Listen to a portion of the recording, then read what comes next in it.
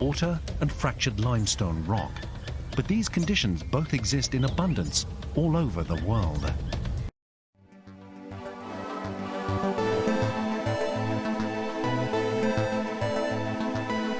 It's really exciting to be here and see the Tiancong for the first time myself.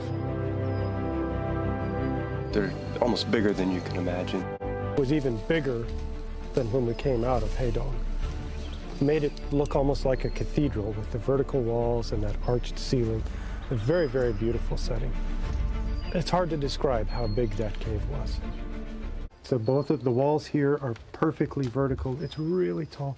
It's perfectly straight, so this is clearly a fracture-controlled passage. Density. We had a big river flowing through this cave. An ancient river carved a passage out of the shattered limestone. So it's almost like we have one cave coming in here, we've got another one coming in there, and they meet right at the point, and that's where the Tiancong forms. Okay, so if we think about how Tiancong are formed, you've got a rolling landscape on the top, and then we get caves that are way down below. These caves have rivers in them. That's how they form. The caves will occasionally get an enlarged roof like this. They're going to start breaking down. Now, the rocks are intensely fractured. And we get the fractures that are happening in these X patterns that we've talked about.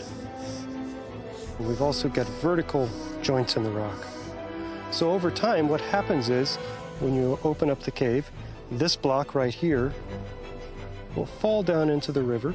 It's dissolved and then gradually carried out in solution. Then another one will fall in, and another one, until the cave gradually enlarges and it starts growing upwards. So the beginning of Tiancong Formation might look something like this, where you've got the cave getting larger and larger, but growing vertically along these joints.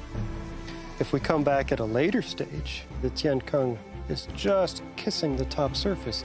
That's when you get a skylight. So this is like Mao Chidong, where we hung on ropes right there, way up 400 meters above the cave floor.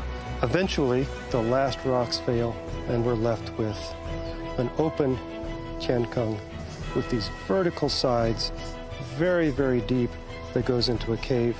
There's going to be a cave coming in and a cave leading out.